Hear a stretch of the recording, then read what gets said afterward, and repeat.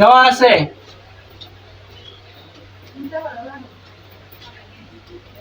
Left side is equal কি আছে বলো তো tan a is equal to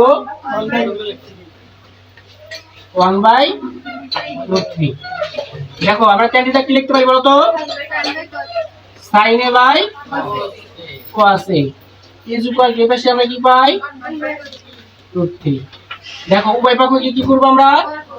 বর্গ করব sin a by cos a উভয় পক্ষকে আমরা কি করলাম বর্গ 1/√3 তার উপরে স্কয়ার এখন আমরা বলতে পারি যে উভয় পক্ষকে কি করে পাই বর্গ করে পাই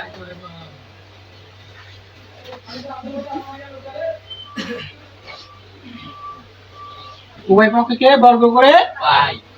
পাই তাই দেখো কি পাই sin এর উপরে স্কয়ার দিলে কি হয় sin square sin square cos এর উপরে স্কয়ার দিলে কি হয় cos স্কয়ার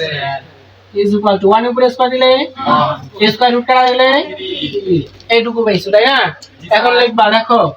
আমি sin স্কয়ার লিখলাম a sin স্কয়ার a এই সাথে আমি দিলাম গুণন দেখো sin স্কয়ার নিয়ে নিছি কমন এখানে আর কোনো কিছু নাই যা থাকলে একটা কি থাকে আর নিচে কি থাকে cos square a is equal to এখানে কি থাকে 1/cosec স্কয়ার a গুণন 1/cosec স্কয়ার কি লেখা cos স্কয়ার কি লেখা যায় বলো তো sec স্কয়ার লেখা যায় sec square is equal to এবার শিখে থাকে 1/3 তারপর দেখো এই sec স্কয়ার এর মান 1/cosec স্কয়ার গুণন sec স্কয়ার নিচে মনে মনে একটা কি ছিল বলো তো 1 আর sec স্কয়ার গুণ করলে কি হবে sec স্কয়ার আর নিচে কি থাকতেছে cosec square a is equal to কি থাকে 1/3 একটু ওই সাইডে চলে যাই একটু ওই সাইডে চলে যাই দেখো এইটুকু মান করব এখন এই মানটা আমি কি পেলাম sec স্কয়ার a বা cosec square a is equal to 1/3 এটাকে আমি লবকে করব হরকে করব লব অঙ্কর অ্যানসার মিলানোর জন্য ঠিক আছে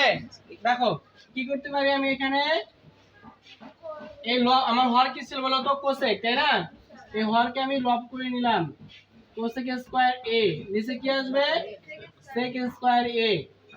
তারপর দেখতেছি তোমার প্লাস সরি সমান সমান নাকি আর এখানে তাহলে লব হবে হর হবে লব 3/1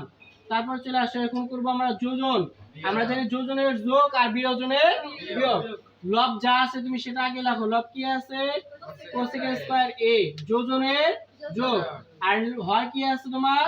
sec স্কয়ার a আবার নিচে আসো লব লেখো আগে লব কি আছে বলো তো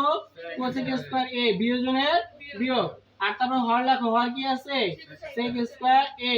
এই পাশে সেম যোজন বিয়োজন করবা 3 আগে লেখো 3 যোজনের যোগ হর কত আছে 1 এই লব লেখো আগে লব তোমার তারপর হচ্ছে বিয়োজনের বিয়োগ হর কত ছিল 1 তাহলে এই লাইনটা আমি কি করলাম বলো তো যোবি নাকি হ্যাঁ যোজন আর বিয়োগ হচ্ছে বিয়োজন যোবি করে পাই এখন কি পাইলাম উপরে আমি পাইলাম cosec তাই না cosec square a plus sec square a নিচে কি পাইলাম cosec square a minus sec square a is equal to 3 আর 1 যোগ করলে 3 থেকে 1 বাদ দিলে 2 এখন দেখো এই লাইনটাতে যখন আমরা কি করছিলাম হরকে লব লবকে হর ওই যে ওখানে করছিলাম মন করে এক প্রকার ধার নিছিলাম এই ধারটা এবার আমরা কি করব ফিরাই দিব যার যার অবস্থান তাকেই ফিরিয়ে দাও সেই জায়গায় আমার হর হবে এবার কি এই হর হবে লব আর লব হবে হর তাহলে দেখো cosec square a plus sec square a বুঝছো তো এইটুকু নাকি ওই পাশেটা চেঞ্জ করে দিছিলাম না এবার ঠিক করে লিখে দিলাম আমি sec square a is equal to কি থাকতেছে 2/4 দেখো এই পাশে কি থাকে এই পাশে থাকতেছে আমার এই রাশিটার উপরে তাই না cosec square a plus sorry minus sec square a নিচে কি পাইছো cosec square a plus sec square a is equal to 2 কে 2 দুগুণা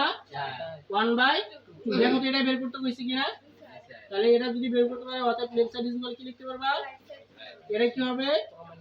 তার মানে দেখো আমরা এই লাইনটাতে কি পাইলাম এটা পাইছিলাম আমি লবকে হর, হরকে লব। এই রাশিটাতে দেখো এখানে এই কাজটাই করছিলাম আমি। এখন এই লাইনে এসে তুমি কি করবা, ওদের মানটা ফিরিয়ে দিবা, যার যে অবস্থান ছিল ওই অবস্থানে এসে দিবা। লবকে হর করে দাও, আগে যা ছিল তাই, হরকে লব করে দিবা, এইটুকুই। ঠিক আছে।